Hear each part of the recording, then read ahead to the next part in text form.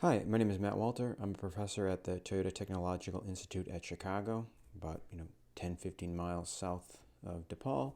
And unfortunately, I'm not able to visit you in person, but I'm recording this lecture, this talk, and just apologies in advance if you hear or see kids running around or you hear kids crying. My kids are going to bed now, so they're not exactly happy about it. But okay, so I'm a professor, as I said, at TTIC, and so for those of you who are not familiar with TTIC, typically I'd ask people to raise their hand if they are. Unfortunately, obviously, we can't do that. So TTIC, or TTI-Chicago, Toyota Technological Institute Chicago, it's a bit of a mouthful, is a philanthropically endowed graduate-level computer science institute located on the south side of Chicago. So we're actually on the University of Chicago's campus. We were started about, going on 17 years ago, so we're very young, with an endowment about $250 million from a school by the same name in Nagoya, Japan, which was endowed by the Toyota Motor Corporation. We have 11 tenure-track professors and 12 research assistant professors, which is this excellent three-year endowed position that allows people to do, fundamental research, build up their CV, and many go on to successful faculty careers or careers in industry. As a computer science institute, we are very we are very focused. And in particular, we're focused on machine learning theory, and applications of machine learning. So those include computer vision, robotics, speech, NLP, computational biology. In addition to those areas, we have a strong focus on computer science theory. We have 43 PhD students, so by pretty much all standards, that's very small, but as TTI, we've grown probably by a factor of 2 since I joined just a few years ago. As I mentioned, we're on the University of Chicago campus. In many respects, we're almost like a department at the University of Chicago, though we are completely independent. But our students have full privileges at the University of Chicago in terms of taking classes and vice versa, and we can advise students from UChicago and vice versa.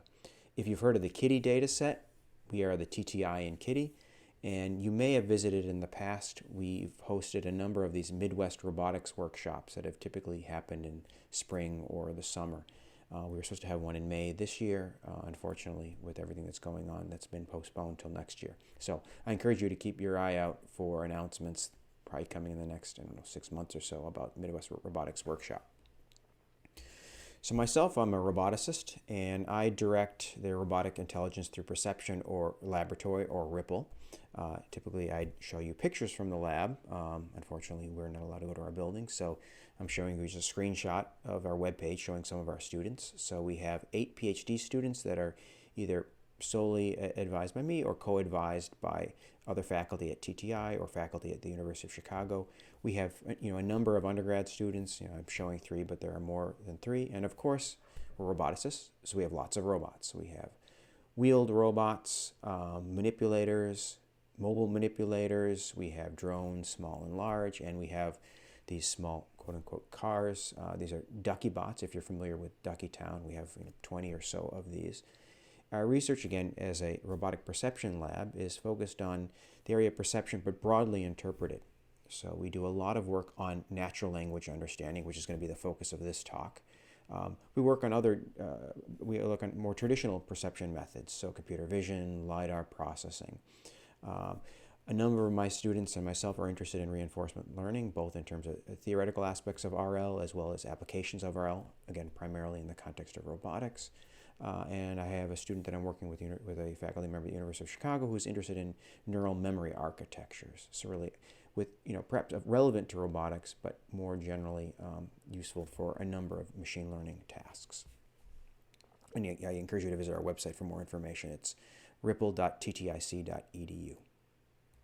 Okay, so this is a video I typically show for people who are maybe have less experience or less familiar with robotics, talking really what the state of the art in robotics was until not that long ago. So I'm going to show this video from 1959. It's of a pretty famous robot called Unimate, and it's fun if for nothing else other than the background music. But I think it's important to listen to how the announcer describes the capabilities of the robot and why it's useful.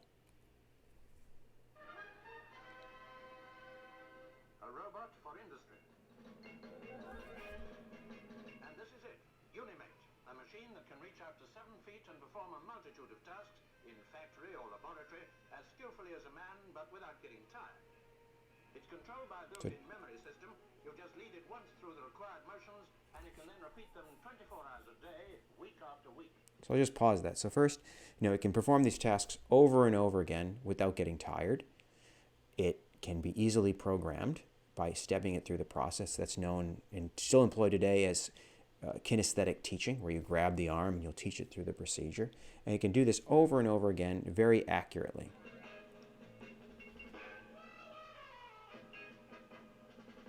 It can position objects to within 50,000ths of an inch. So very accurate. Maybe not by today's standards.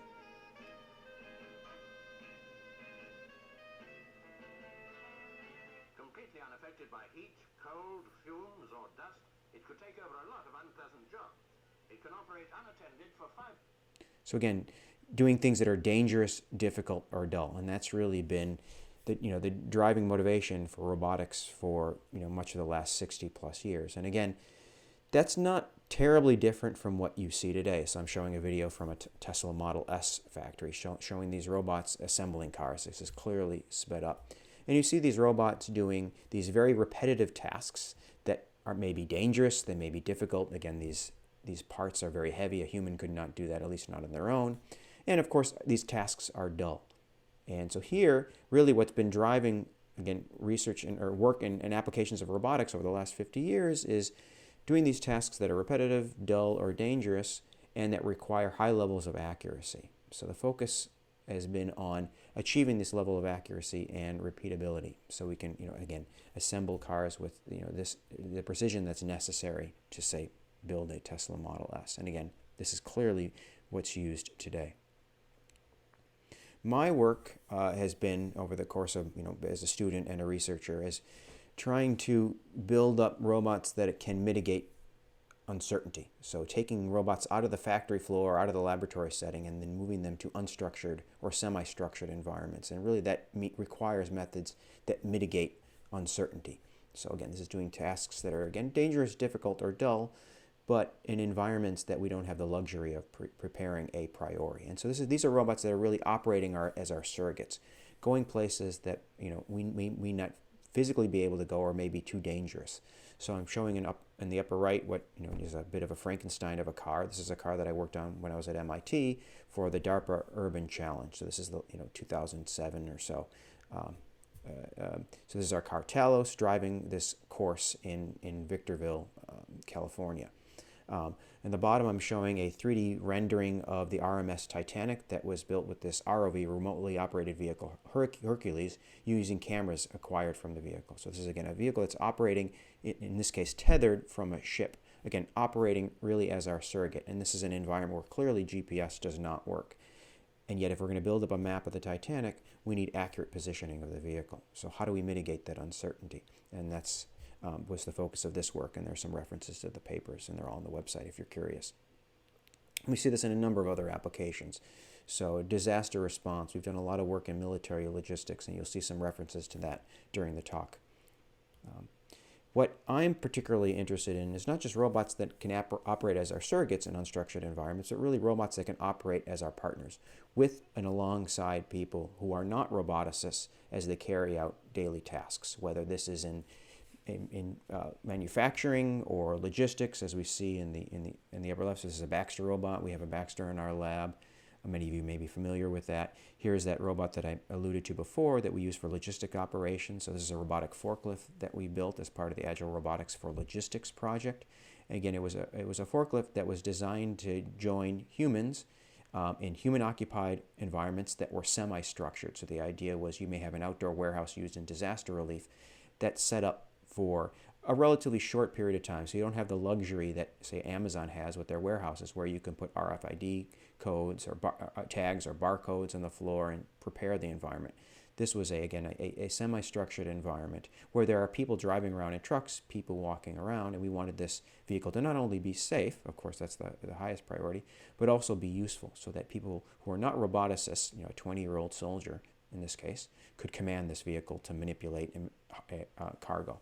I'm particularly interested in settings, in assistive technology settings, so working with people that are either that may be mobility impaired. So on the right is a a voice commandable wheelchair that we developed that allows you to navigate and manipulate things simply by talking to the wheelchair, much as you would someone who is pushing the chair around, again, using natural language or applications in mobile manipulation. So, for example, this user of this Jayco arm can command it to pour water into a cup, providing a level of independence that they wouldn't have otherwise. Okay. And so if you look at really what the state of the art now is in terms of robots working with and alongside people, really what we have now is people adapting to robots to accommodate the fairly primitive capabilities that robots have. So what I'm showing on the left is a video from a underwater vehicle, Nui, Nereid Under the Ice. This was collected in November off of Greece, exploring an underwater volcano. This is off of the island Santorini. And so this is an arm that's being controlled by an operator on a ship via a fiber optic tether. And the operator is controlling the low-level joints of the arm. So controlling each joint independently to, in this case, take a sample off of this hydrothermal vent that you see there. This operation took roughly about 10 minutes for the person to command this arm to carry this out. What I'm showing on the right is a 3D rendering of Atlas. This is part of the DARPA Robotics Challenge. And this is the team from MIT commanding Atlas to, in this case, turn a valve. And you can see in the image that we have at least two operators staring at 8 screens, while at least 2 other people stand by and watch. Again, this is a very painstaking procedure, but this is what people are doing. We're accommodating robots to perform these tasks. And really, that's not going to be scalable if we want, A, to take advantage of the efficiency that robots offer, but also, 2, to allow people that are don't have a PhD in robotics to operate these machines, to take advantage of these benefits. And so one way of doing that is developing robots that adapt to people rather than the other way around, and enabling effective command and control mechanisms. And this is really where we need to be. And one example of this is using language. So developing robots that people can talk to just as if it were another person. It understands free-form language. So again, maybe it's limited to the rules of grammar and to the task, but otherwise you can talk to it much like you would a person and have it understand you. And this is a very challenging task for roboticists, or for robots rather, because typically, or largely because the way that the robots model their state and action space is very different from how humans model their state and action space. So there's this big disconnect that we need to bridge. And really what I'm going to talk about today is how we do that. So this is not a new area. There's been a lot of work in language understanding for robots, or autonomous or artificial agents, dating back to the seminal work by Terry Winograd in the early 70s. A lot of the earlier work in this was knowledge-based, which involved basically executing a set of rules to map constrained language to some formal logic specification of the state and action space. So these methods were able to exploit the structure of language, but they were fairly limited in the size of their action space and the richness and diversity of language, and typically involved little to no learning. Most of it was, again, executing a set of rules. With the advent of statistical methods, there is a lot of work in what's referred to as statistical symbol grounding, or statistical grounded language acquisition. And there are generally 2 approaches to this. So one formulates language understanding as a semantic parsing problem, where the task is to parse language into some formal action specification. And there's, again, a lot of work in this area done by Cynthia Matusik and others. Another approach is treating this as a language grounding problem, again, getting back to this notion of language understanding as a symbol grounding problem, where you want to map language, free-form language, to physical reference in the world. So these are objects, places, paths, and events, and then the robot's action space. And the key advantage of these methods is that they baked in is, learning plays a fundamental role. It's a first-class citizen. So we can learn these parsers, or we can learn these grounding models that allows these methods to generalize to a diverse set of linguistic instructions. And what I'm showing in the upper right is a factor graph representation. You'll see versions of this throughout the talk, where we're now grounding language on the bottom. So these are the instruction, put the tire pallet on the truck, to the set of objects and that the robot is aware of, the set of actions that are in the robot's repertoire. And we're modeling this probabilistically, which has a number of advantages that will hopefully become clear. Okay, so what does it mean? How do we treat language understanding as a probabilistic inference task? And so what we do is we formulate a model, and we're going to perform inference over this model, and I'll describe what we're seeing here. So of course, we have the input, the command. Typically that's a string of words, so we have text coming in. It may be speech, and we apply a speech recognizer. And we want to then maintain a distribution over the objects that correspond to this command, any action or any locations that the user may be referencing, any spatial relations, and any actions in the robot's repertoire. And typically we'll formulate this as a map inference, a maximum a posteriori inference, where we want to infer the set of objects, relations, actions, and locations that maximize this distribution. And key on the right-hand side is that most of these methods assume that the world model is known. So I have some representation of the robot's model of its state and action space. This could be, and we'll see examples of this, an environment map. So we have a map of the environment with locations that are labeled not only by their metric position, but also their type and their colloquial name, Matt's office, etc., that we can then ground to. So we assume that the world is known. And the key again with these methods is that we learn this distribution, the probability over symbols given world model and language, and do this in an efficient manner. Okay, so what's an example of a known world model? So again, I would say most state-of-the-art methods now assume that this world model is known, and they largely ignore perception. So they assume that the robot is given a database of all the possible locations that the user may refer to, all the possible actions that the robot can perform, also all the possible objects in the environment, etc. And so if you think of a spatial navigation task, say for a robotic wheelchair that someone would like to be able to command to navigate, this might look like a map, and this is might be a little bit difficult to read here, but this is a bird's eye view of a multi-building part of campus where these pie charts are indicating the semantic type of different location.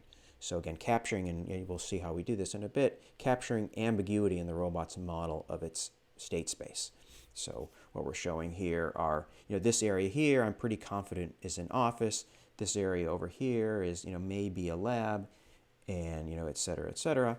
And now we get these locations that the user may be able to refer to. And I'll talk about how we actually learn these in a bit. And this is a video of this. So what we've been focusing on is learning these models. And so this is Sachi, one of the collaborators on this project, who's giving a tour to this robot wheelchair. And you can see a rendering of the wheelchair in the upper right, following Sachi. So it automatically follows him as he walks around the environment, and he describes things to the robot. So he's conveying this semantic map of the environment to the robot using language. So it's this idea of essentially language as a sensing modality. Sachi describes things, and he might say, we are outside room 144, or we are in the elevator lobby. That's fairly easy to interpret. But the great thing about language is not only can you assign semantic and metric and topologic information to your current location, but you can refer to things that are outside the robot's field of view at various scales, and things that it may be difficult for the robot to perceive even if it was in the field of view. So say colloquial names, we can easily convey via language. So it's very expressive, things we can't do with traditional sensing modalities. Okay. So what do you do now if the robot, say the wheelchair in this case, is deployed in an environment for which it doesn't have a map? The user might be familiar with this environment, but the robot isn't. We like and then the user gives the robot a command, say for example, go to the kitchen down the hallway. But the robot doesn't have a map that says where the kitchen locations are or where the hallways are. All the robot has is a camera, one or more cameras, and we'd like it to be able to interpret this command in the context of what it sees and decide what the correct or what the best action to take is. Perhaps to explore the environment, to try to find the hallway, and then to carry out this task. So the question is, how do we do this? So this is a video of this in action. This is a video of me sitting on the wheelchair, and I'm commanding this robot to, similar example, go past the kitchen, down the hall, and take a right. Again, this is an environment where for which the robot knows nothing. All it has is, cameras facing forward and rearward, and it has to interpret this command in the context of what it sees and try to understand it. So this is showing, and this will become clearer hopefully, But basically what the robot does is we have algorithms that hypothesize the structure of the environment. They basically hypothesize different world models. And then now it interprets the command in the context of these hypothesized world models and figures out how to act. So in this case, the robot saw a couple of hallways, picked one, perhaps arbitrarily, navigated down the hallway, saw a kitchen, and then found another hallway and took a right.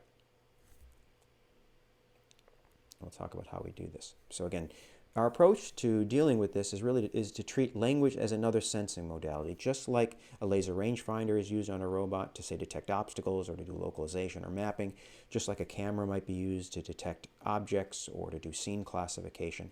Language is just another sensing modality. And what it provides are explicit things like the command to go to the kitchen, but by exploiting it as a sensor, what we're recognizing is in the instruction are these implicit information. In this case, a description of the world. And so what we developed is this method that allows us to take a command and isolate both explicit information in terms of the task to be performed, but also implicit information such as, again, a description of the environment that the robot can use to hypothesize a world that will allow it to navigate. And we formulate this again as an inference procedure where we jointly perform inference both over the map, this world model, and the behavior or the actions that the robot's supposed to perform. So with a slight change in notation, we're going to perform inference where we have x1, t plus 1 through capital T is the future robot's trajectory up to some horizon. And then what we have as input, of course, is language. So again, language might be given as the robot navigates. So hence this superscript T means the instructions that we've heard up to that point in time, T. We have the robot's traditional sensor stream. This might be camera images and maybe laser scans. And then we have odometry, so say from wheel encoders and IMU. And our goal is to infer the robot's trajectory that maximizes this likelihood, given the instruction that the robot's had, what it's observed up to that current point in time, and then its motion.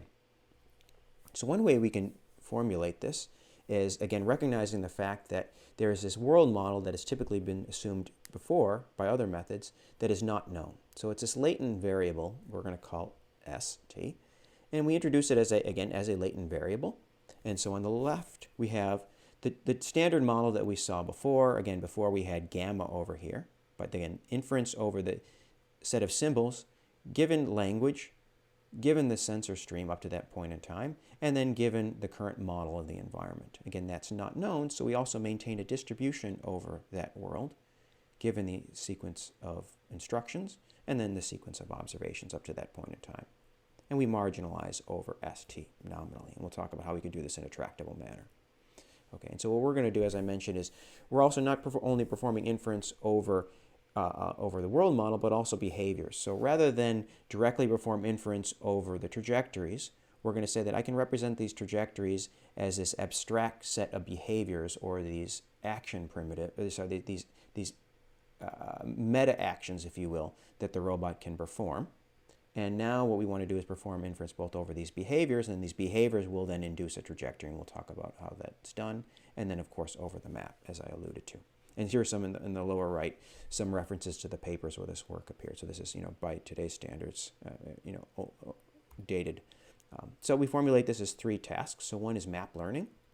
The second is behavior learning. So again, learning the set of behaviors that the user is suggesting the robot perform. And then the way that we take these behaviors and our distribution over the world and figure out what is the right trajectory to execute. So what's the right policy to carry out, given that we believe the user is commanding the robot to perform this set of behaviors, or we have a distribution over these behaviors, and we have a distribution over world models. What's the right actions to execute? You can imagine if the robot is uncertain whether the user is referring to the hallway on the left or the hallway on the right, what the robot might do is it might pick one, say, navigate down, and as it navigates, it sees that there's not a kitchen, say, for example, and the distribution over worlds changes. And so on the left, we have the policy that we execute to get this exploratory behavior. So why is this difficult? So one, as with language understanding, in general, language is by nature very different from the sensor streams that robots typically use and the models that we typically have to capture uncertainty in these traditional sensor streams, like camera images or laser scans. So it's not only very different, but language is very noisy. It's, in a sense, very ambiguous. If I say, down the hall, for example, is the kitchen, how far down the hall? Which hallway am I referring to? And the challenge is capturing this uncertainty with models where the models we typically reason over may not be well suited to modeling this uncertainty. The policy that we're executing is not now given a world model or a singular behavior, but rather a distribution over world models and a distribution over behaviors. And so now we need to be able to learn what's the right policy to execute when we are uncertain about both the behaviors and these symbols. And the space of these possible observations and behaviors is quite large, even for spatially compact environments. Okay, so we're going to view this as this block diagram, again, breaking up these three pieces where we have map inference, as I mentioned before, inferring the set of behaviors, and this policy planner. We'll assume that we have as input, of course, language, as I mentioned before, and traditional sensor streams, images, LiDAR, and odometry. And this is just showing the information flow, and I'll describe this in more detail. Okay, so let's again return to our distribution over, marginalized distribution over behaviors and semantic maps, and just look at each piece of this separately. Okay. So we have the first is taking language and using it and other sensors' data to infer a distribution over worlds. And so when we do this, what we're going to assume is that we're given a natural language instruction. As I said, in that instruction is implicit information of the environment. We're going to call that implicit information annotations. And so what we're going to do is we're effectively going to ground natural language into a set of annotations, so this implicit information about the world. And then so we're going to formulate map inference as inferring the semantic map. Again, this might be like that pie chart that I showed before, given this set of annotations, this implicit information in the command, and then the robot's traditional sensor data. Okay, so these annotations might be, say, for example, that there exists a region of type hallway in the environment, there exists at least one kitchen, and there is one pair of kitchen and hallway such that they exhibit this relationship where the kitchen is down the hallway. So a set of relations. Again, it's just a simple example. Okay, so the question now is, where do we get these annotations? We treat this as a symbol grounding problem, and we use a model known as the hierarchical distributed correspondence graph, which is essentially a conditional random field model that exploits the hierarchical nature of language and from that some conditional independencies that we can exploit to perform language grounding in an efficient manner. And the code for this is available on GitHub. If you go to ripple.ttic.edu and go to the code section, there's a link to the code for HDCG and its many variants. It's also published in this IROS paper from 2015. And so again, annotations for us are a set of regions, a set of objects, and a set of spatial relations. And we're going to view this as the space of groundings. If you recall from several slides back, we talked about groundings as being a set of objects, locations, actions, and spatial relations. In this case, the symbols that we're grounding to is a space of regions that may exist that the user is referring to, the space of objects that may exist, and the set of spatial relations between these regions, between regions and and objects, and between regions and objects. Okay, so our goal now is, again, treating this as a symbol grounding problem, is to, given language and perhaps the current map, our goal is to, and for simplicity, and the details are in the paper, we're going to introduce this binary correspondence variable. So we don't have to have a generative model over language or a generative model over the space of symbols. What DCG, Distributed Correspondence Graph, and Hierarchical Distributed Correspondence Graph does is introduce this binary correspondence. So again, this is a binary variable that is 1 if a particular grounding corresponds to a phrase and 0 otherwise. And if you go to the paper, you can see that this makes inference far more tractable and allows us to exploit some of these by exploiting some conditional independence relationships. And so we have this graphical model. I admit it's a bit of a beast here in terms of parsing it. It's may be difficult to read, but this is again a conditional random field model represented as a factor graph, where, like the one we saw earlier, we have on the bottom are these observed random variables, which are the words, go to the kitchen down the hallway. And then we have these latent random variables, gammas here, which are the particular symbols, in this case the annotations, that may be implicit in this command. And then we see these phe's are these correspondence variables. And so what we want to do for inference, so vertically here we have all possible symbols that hallway might correspond to. And we want to infer the set of symbols, the set of correspondence variables that are true. And then that will give us, if a particular phi is true, that means that hallway refers to this particular symbol, which might be, again, there exists a region of type corridor, say, for example. And I'll gloss over the details, but basically the hierarchical distributed correspondence graph allows us to essentially reduce the space of symbols that we're performing inference over in a somewhat intelligent manner to, again, further improve inference. And the details are all in the IROS paper. Okay, so what that gives us, again, we perform inference over this, and we get a distribution over symbols saying that implicit in this command is the indication that in this environment there is at least one region of type hallway, at least one region of type kitchen, and for one or more of those kitchen and hallways, they exhibit the spatial relationship where the kitchen is down the hallway. Okay, so that gives us a set of the set of annotations that was alpha. Okay, so now how do we actually represent the map? And we represent the map as what we refer to as a semantic graph. So this S is the map. It's this tuple where we have underlying this tuple is a topology. If you're familiar with SLAM, simultaneous localization and mapping, you may be familiar with pose graph formulations to SLAM. This is very much like a pose graph formulation, but we have some topological structure of the representation of the environment where a node corresponds to, say, regions, locations, or objects, and the existence of an edge between two different regions or objects indicates some constraint, some spatial constraint between those two regions. Again, perhaps that the kitchen is, one might be a kitchen, one might be a hallway, and this might capture the fact that the kitchen is down from the hallway.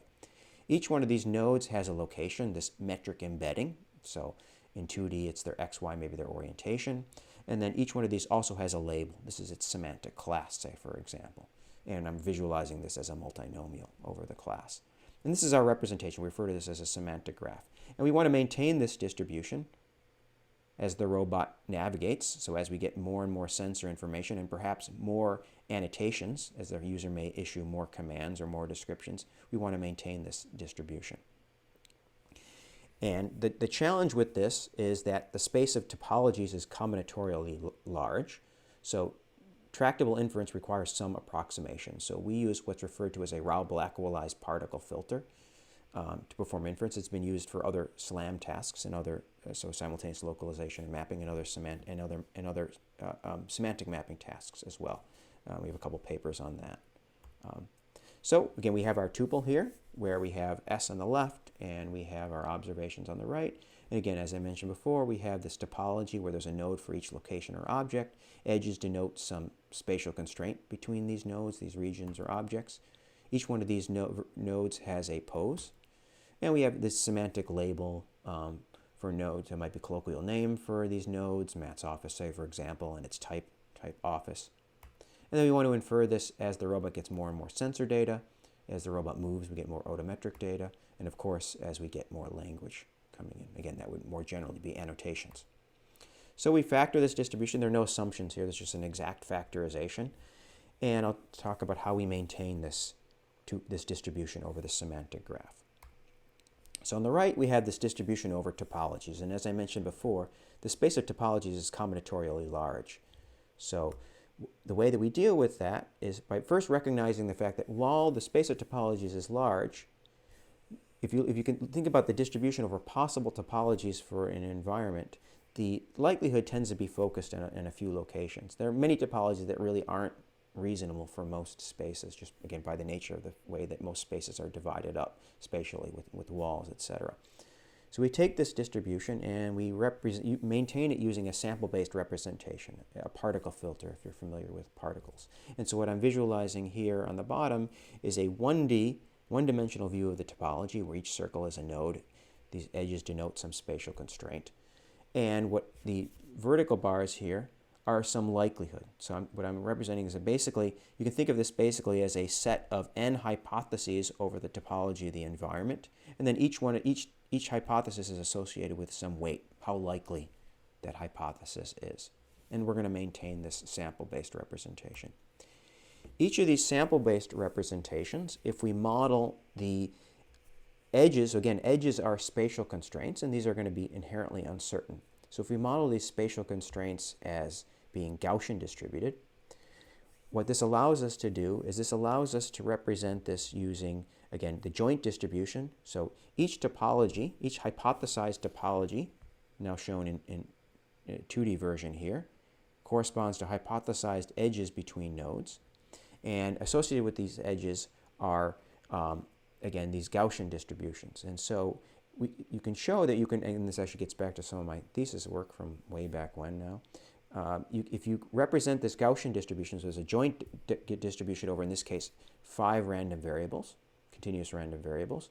If you represent this Gaussian, not in the standard covariance form, where you have a covariance matrix and a mean vector, which many of you maybe are probably familiar with, but instead you represent in the dual what's referred to the canonical or information form, where you're maintaining the information matrix and information vector. So information matrix is again the Fisher information matrix. It's the inverse of the covariance matrix, and you have this information vector. What that allows us to do is now look at the information matrix, and the information matrix, unlike the covariance matrix, is, in this case, is sparse. It may not look like it from this picture, but if you look at most actual distributions over topologies, over graphs, it's sparse. And because it's sparse, but by virtue of the sparsity, we can perform inference in a tractable manner. We can be smart about how we can perform inference by exploiting the sparsity. And again, you can see the papers as well as my thesis if you can't fall asleep and you want something to read. And lastly, we have this distribution over labels. Again, the semantic class for each one of these nodes in the environment. And we model this as a Dirichlet distribution. Okay, so we'll see some examples of what this distribution looks like. So what I'm showing here is a 3D rendering of our wheelchair executing that same command that was shown in the video a little while ago, namely navigate down the hallway, past the kitchen, and take a right. And so what we're visualizing here is the distribution over semantic maps, or the distribution over the world models, where we're visualizing a subset of the particles, each hypothesizing a different distribution over the world. Again, these are maintained via this Rao-Blackwell-ized particle filter. And at this point in time, basically essentially in the beginning, the agent, the vehicle, the robot, has seen part of the environment that's indicative of being a lab. So all of the particles essentially agree that this area is a lab. Again, there's some uncertainty associated with it, but again, its class believes that this area is the lab. And what we're showing here again is the spatial extent here of where we think the lab setting is. Now, each of the different particles is hypothesizing a different location for the hallway. The hallway is yet to be seen, so different particles hypothesize different locations for the hallway, typically in front of the vehicle. And then they also hypothesize, again, relative to that, some locations for the kitchen, namely that it's consistent with being down the hallway. So some particles hypothesize that the hallway is over here, and then that the kitchen is over here, down from these hallways. Others hypothesize that the hallway is in front of the wheelchair, and then the kitchen is then down from that at various scales, you can see here. So as the robot continues to navigate, and we'll talk about how it's actually executing, it's deciding on what to do, it's going to then make more further observations of the environment that's going to allow it to refine this distribution. So as the robot navigates a little bit more, it uses its LiDAR, and it has some classifier on it that reads in laser scans and believes that this area here is the hallway. So pretty much all the particles agree that this area is highly likely to be a hallway. Again, there's some uncertainty associated with it because our classifier is not perfect. There's at least one particle hypothesized that there's an additional hallway over here, and then it's not shown in this display here, but that it's hypothesizing that there's a kitchen somewhere over here that's down from that hallway. And there's another particle that hypothesizes that the hallway is over here, and then the kitchen may be down here. And so we see this distribution. And so as the robot proceeds to navigate, it gets to this area. The kitchen is actually over here. It sees a refrigerator and a microwave. So it recognizes that that area is indeed the kitchen. So the particles agree that this area is highly likely to be the kitchen. But again, it maintains the hypothesis that the hallway that the user was referring to was over here, and that the kitchen might be in this location. And this continues as the vehicle navigates. Okay. And so now, given this distribution over environments, the question is now, how do we infer the set of behaviors? This, again, we want to go, rather than from trajectories, we want to go to some abstract representation of the actions that the robot can perform. And this is done in the context of this distribution over worlds. And so that what we do is we formulate, again, this as a grounding problem, where we formulate the set of behaviors as a set of actions that the robot can perform. In this case, the robot, it's a wheeled robot, it navigates, so it can navigate to a location. If this were a mobile manipulator, it might be to grab some particular object. And so the grounding space also includes regions, locations where the agent can navigate to. Objectives, we may want to do this quickly. Other settings, we may want to do this clandestinely. And then some relations between these. Again, as in the context of inferring annotations, we formulate this as a grounding problem. We use the hierarchical distributed correspondence graph. So this is a factor graph representation where the observed random variables are on the bottom. These are the words in the instruction. And then the latent random variables are the particular symbol that this is grounding to. And we formulate this again as an inference task to recognize the set of behaviors. So given that, now we have a distribution over worlds. We've described how we come up with that. And then we have this distribution over policies. There is actually a behavior that's not being shown here, distribution over latent behaviors. And what we want to do is find what is the right sequence of actions, or what's the right trajectory that the robot can take that is optimal given this inferred distribution over behaviors and inferred distribution over worlds. And we formulate this as a decision theory problem, where the task is to take as input the current pose of the robot, the distribution over worlds, and there's again also distribution over behaviors, and choose what it believes to be the optimal action. And the way we formulate this task is as one of minimizing some cost. So there's some cost that's a function of the agent's position, the action that can be performed, the distribution over worlds, and we want to find the policy that minimizes this cost. So the question is, how do we formulate this cost?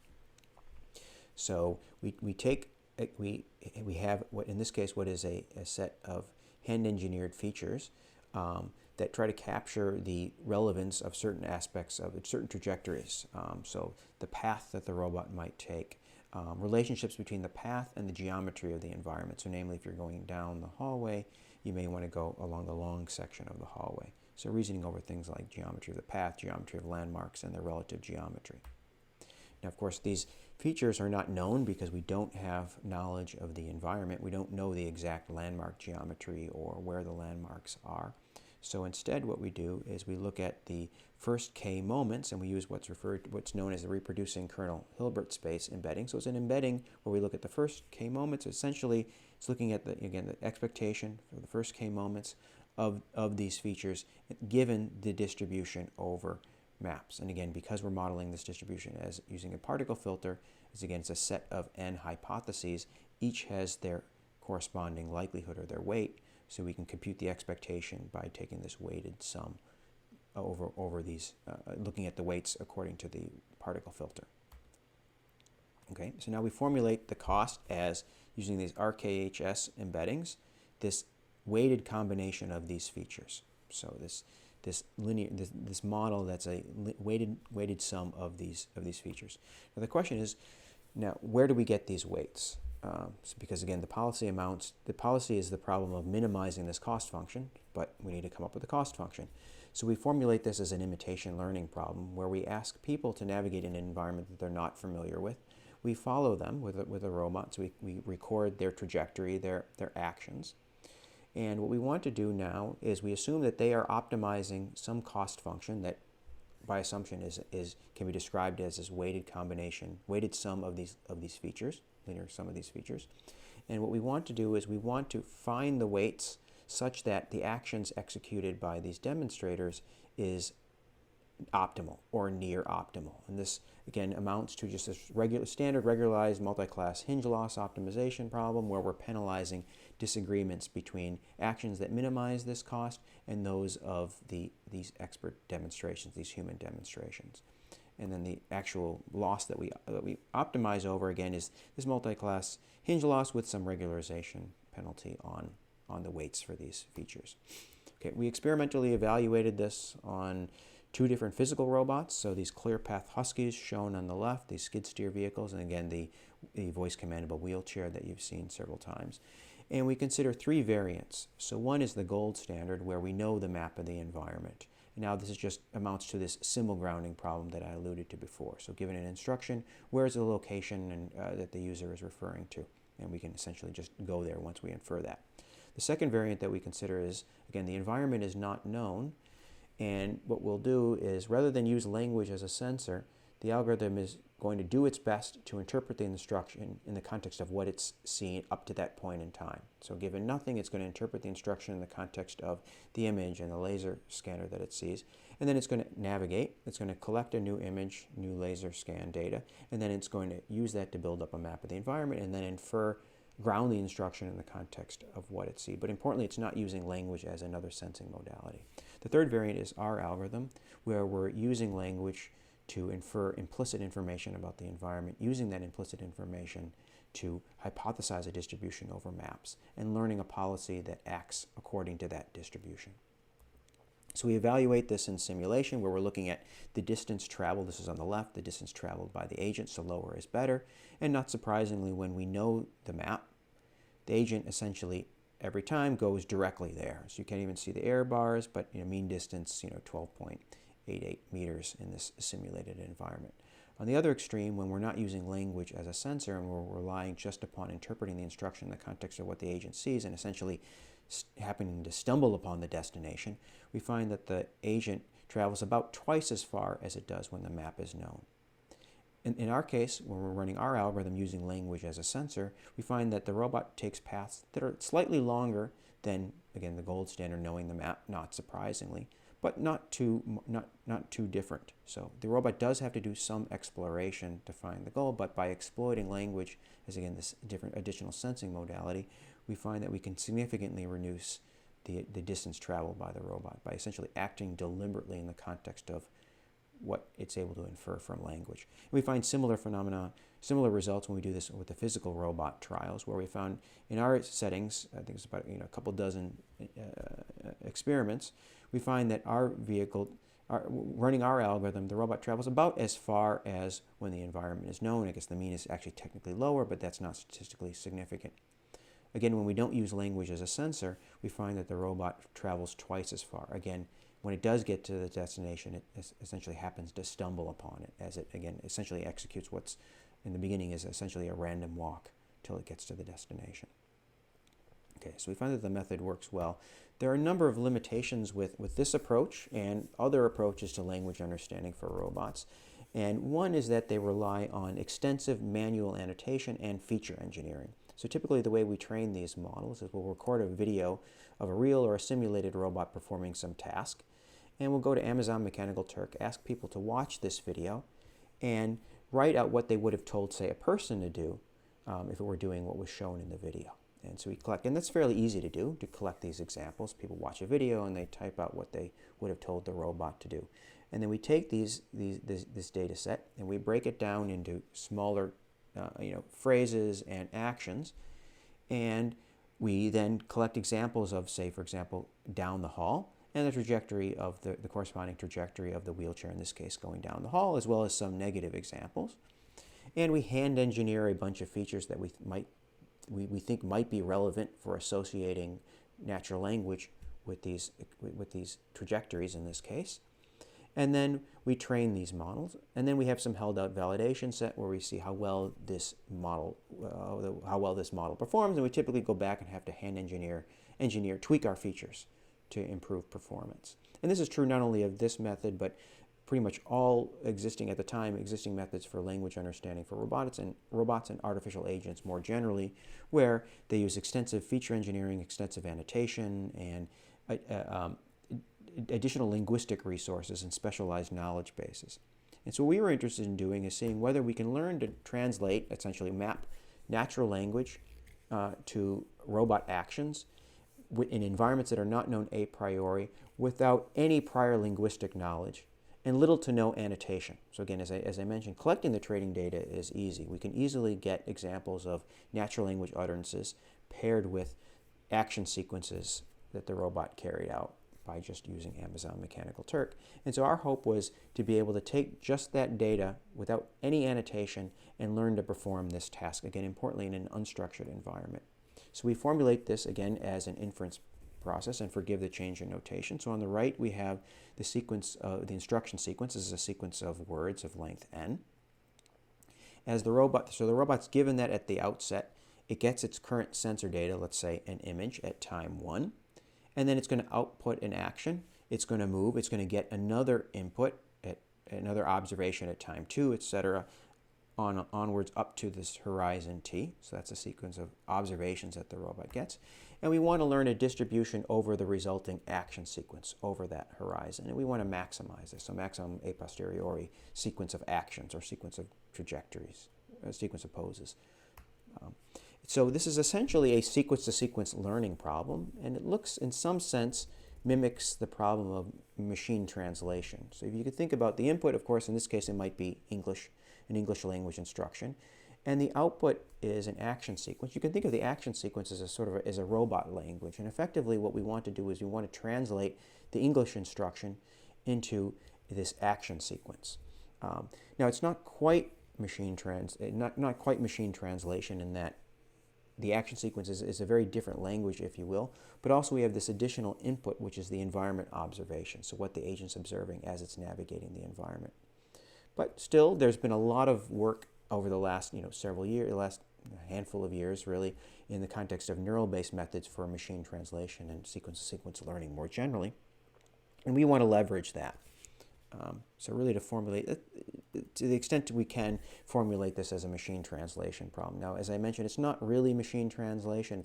It may be helpful to think about it as if it were, but it's different again. Unlike machine translation, we have this additional input, which is the images that the agent sees as it navigates. And also, unlike machine translation, there's really, it's not as if we want to map each word in the input sequence to a word in the output. Many of the words may not be relevant in the context of generating the navigation action. So it's not quite machine translation. So, but again, modeling what at the time state-of-the-art methods look like in the context of sequence-to-sequence learning, we formulate our model as an encoder, aligner, decoder architecture, where we take as input a sequence of words. This is the instruction: go forward 2 segments to the end of the hall. We're given that at the beginning. The agent's deployed in the environment. It has some observation from, let's say, its camera, and we want to output the current action or sequence over actions. And then what's going to happen is the agent's going to execute that action at time step t plus 1. It's going to get a new observation of the environment, and then we want to output the next action or distribution over a horizon of actions. And so to formulate this task, we use an encoder, aligner, decoder architecture. So we take the input instruction as a one-hot representation of the instruction, and we encode it into this latent representation that captures a sentence context.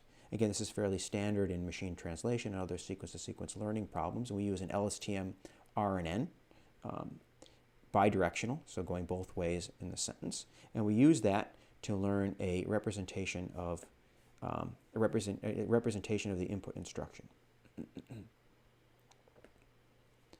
And then what we do, get my cursor back here, and then what we do is we're going to decode that. So we're going to take this latent representation of the input instruction, and we're going to take that as well as the image that the agent is seeing, and we're going to decode that into an output sequence of actions. And that is our decoder. And in between, we have this aligner.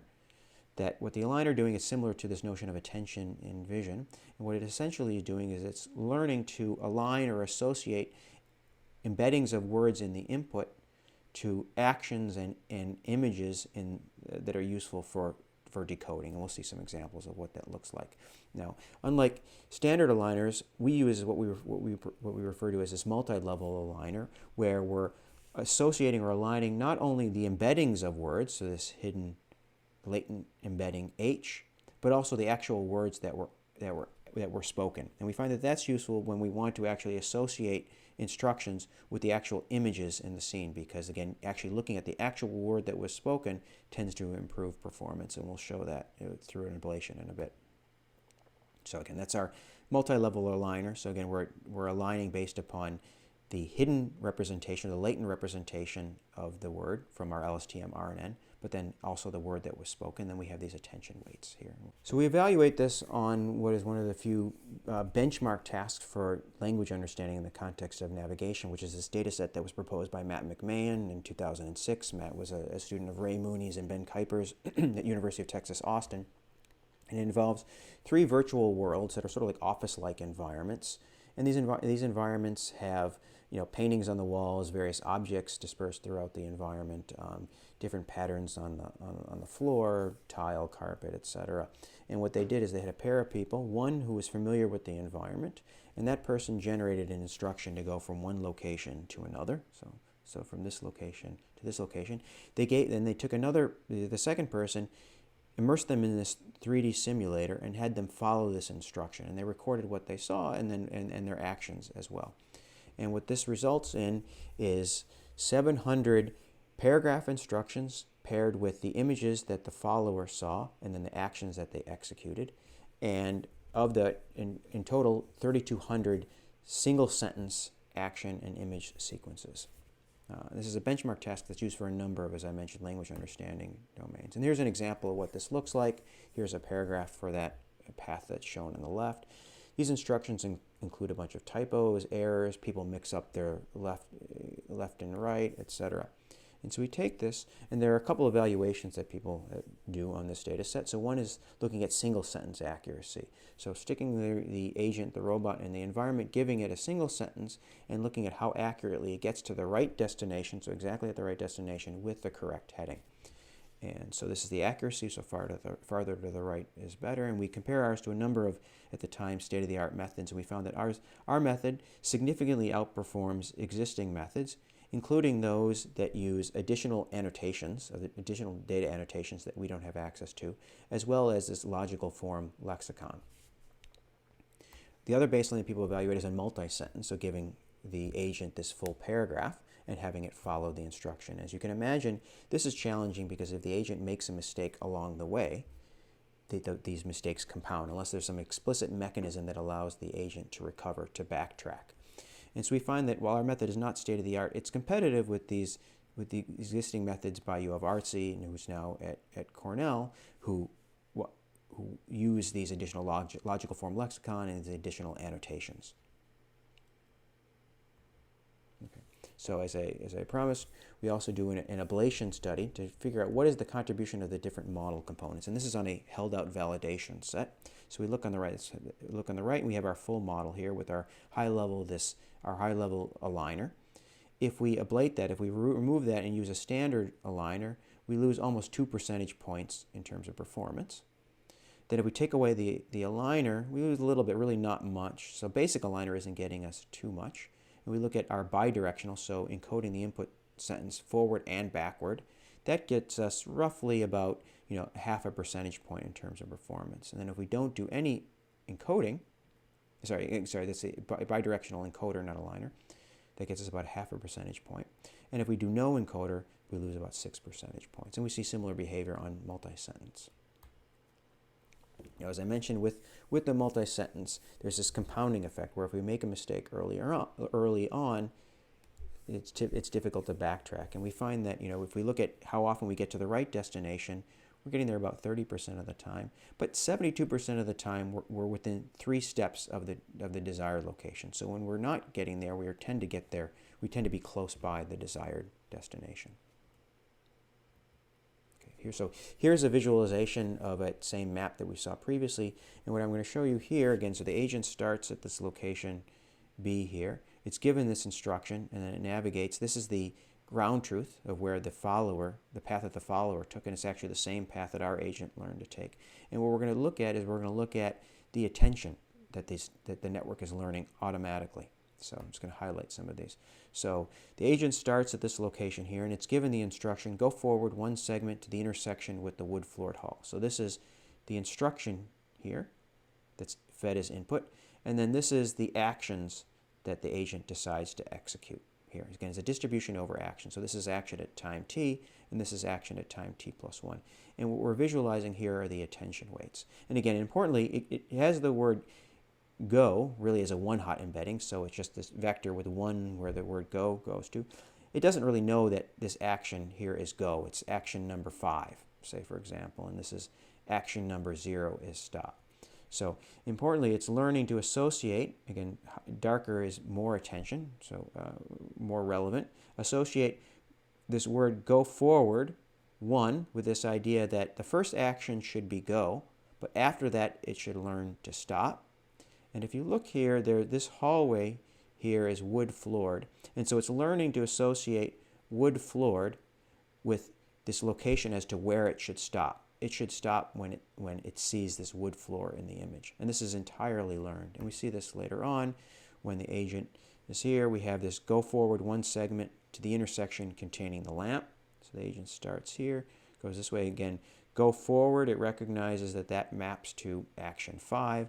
But then because it's 1 segment, it knows that the resulting action should be stop. And it's associating this word, the area containing the lamp, with this location where it should stop. This location here. And again, this is entirely learned just from these tuples of sentences, image sequence, and action sequence. Okay, so we've talked about, again, the high-level motivation is enabling robots to operate effectively as our partners. And I presented 2 different methods, one more traditional conditional random field-based model, and then a more recent neural model for doing language understanding. But for robots, beyond language understanding, it's also useful if they are able to generate language. And this is something that my group has been working on for a number of years. And this is important for, one, just establishing trust between the human and this robot partner. It is important for just facilitating, enabling effective human-robot collaboration. You can imagine settings where the robot is serving as a tutor. It's useful if it's able to generate language. And importantly, it should be able to generate free-form natural language. And this is an area that we've looked at.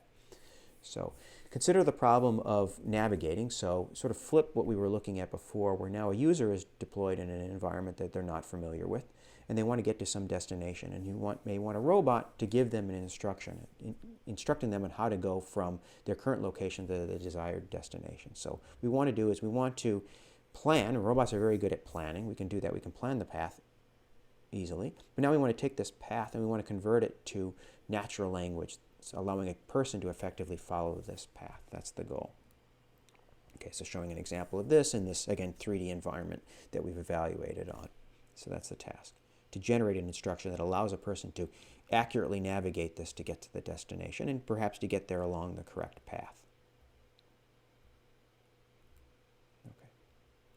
So we model this as what's referred to as a selective generation problem. So briefly, if you imagine a path through an environment, whether it's an office-like environment or, say, navigating the street to get to some destination, typically, again, if you use Google Maps or Waze or what have you, typically if they give you an instruction, they're typically telling you to go a certain distance and to turn at a certain intersection.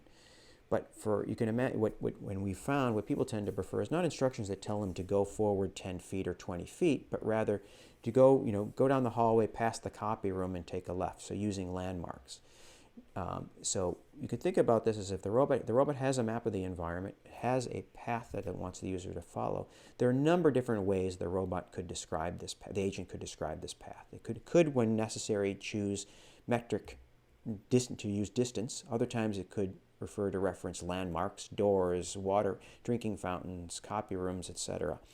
And so there are a number of different ways that the agent could describe the path, a number of different things that it could talk about. And once it's decided what to talk about, there's this problem of taking that and generating a natural language instruction. So we formulate this, as I was mentioning, as this problem we refer to as selective generation, where there are 2 problems. There's one is content selection, which is figuring out what to talk about. What should I reference? Should it be distances or landmarks? And then surface realization. Now that the agent's figured out what it wants to talk about, how do I do that in natural language?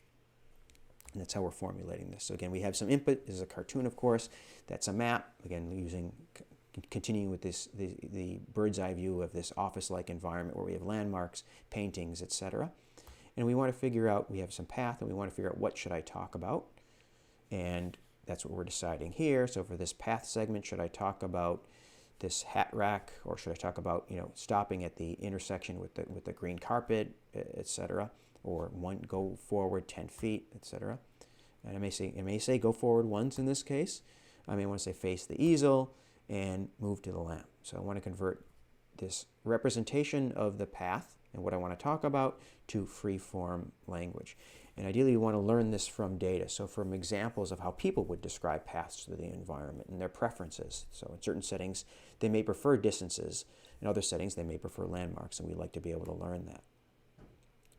So just briefly, that's the way we formulate this. Again, we formulated this as an inverse reinforcement learning problem, where we formulate content selection, i.e. figuring out what to talk about, as an example, as a problem of getting a bunch of demonstrations where people issue commands. And we learn some cost or reward function that captures human preferences.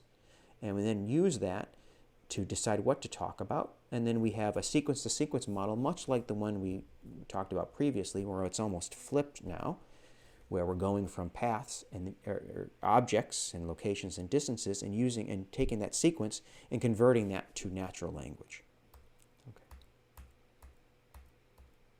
So we evaluated this again on this, trained and evaluated this on this SAIL data set by Matt McMahon, which I spoke to earlier. And one of the standard ways of evaluating language generation methods like this, again, ideally we want some automated way of doing this. And one standard is what's referred to as the BLUE score, sort of like an n-gram matching score. It's not at all perfect, because you can imagine there are many different ways of describing the same path. And the BLUE score is only going to be high if your description matches the ground truth, which is not always the case. So we find, though, in this setting we do fairly well, again, achieving about 75, almost 75% in terms of BLUE. But again, we visualize our aligner as we did before, and we find that, again, I should say that so we have, again, this is our representation of the content selection, so what we decided to talk about. And again, these are just, I'm visualizing these as words, but again, to the network, these are just numbers. This is symbol 5. This is symbol 6, etc. And then the output. This is word 10, word 20, etc. It doesn't they're just one hot embeddings. But it's learning to associate things like sofa with this the symbol that corresponds to the sofa with the word that is bench. It's side right is associated with this notion of turning, etc. And again, this is completely learned from in an end-to-end manner. So BLUE is one way of evaluating it, but another question is, well, does it actually work? How well does it allow people to actually follow instructions? So we conducted a human subject experiment where we had 42 participants on Amazon Mechanical Turk, 21 female and 21 male. And we would stick them in this environment, and we would randomly give them an instruction that was either generated by a human or generated by our method. And we looked at a bunch of different metrics, including how accurately did they follow the path, how accurately did they reach the destination. We asked them qualitative questions at the end about how informative they found the instruction, how easy it was to follow, how confident were they that they reached the destination based upon the instruction, and also whether they thought the instructor was a robot or a human. And we found that when the agent was following our method, or the humans rather were following our method, they actually reached the destination more often, the correct destination, than they did when they were following human instructions. Again, humans tend to make mistakes, mixing up their left and their right. They found they much preferred our instructions in terms of how informative they were. They found them easier to follow than the human instructions. They were more confident that they got to the destination when they were following our instructions than compared to those generated by humans, but they were able to recognize that ours were generated by a robot rather than a human. So they were correctly able to distinguish this. And we think that this is, looking at it, is because our synthesizer made some grammatical errors, and we think that people were queuing off of this and able to identify that it was an artificial agent. So just to conclude, again, so this is a summary of some of the work that has been done in my group over the last several years, focusing on natural language understanding in unknown environments. Really the key to this work, at least the first half of it, is this idea, and we do this in much of the other work we do, is this idea of using language as another sensing modality, exploiting advantages that language provides that are not available in traditional sensor modalities like vision and like LiDAR. And we describe this way of we can formulate and learn from demonstration this belief-based policy that learns to follow natural language instructions in an unknown environment by One, exploiting language to learn a distribution over environments and exploiting that distribution. And I've talked about a neural architecture that allows us to get away from significant challenges of annotating data and this need to hand engineer features, and allows us to learn to, again, using the analogy, translate natural language to actions that a robot can carry out, and how essentially we can flip this model in the other direction and use it to generate natural language instructions that we've demonstrated in the context of navigation that yield performance comparable to those human-generated instructions. So again, this is joint work with a number of people at TTI and elsewhere. So much of this work has been done with a colleague of mine, Tom Howard. We were at MIT together, and Tom's at University of Rochester. Felix is a collaborator. He was at Carnegie Mellon University. He's at EPF now. I think he's actually at a startup. Sachi, who you saw in several of the videos and images, he was a PhD student. Now he's at Google. The work on the neural language-based method was done with a research faculty member at TTI, Mohit Bansal, who's now assistant professor at UNC, a student of mine, Andrea Daniele, PhD student, and a former student of mine and Mohit's at Chicago and TTI, who is now a PhD student at Johns Hopkins. So links to the papers are available on our lab website, ripple.ttic.edu. There's my website. And if you have any questions, please feel free to send me an email. Take care.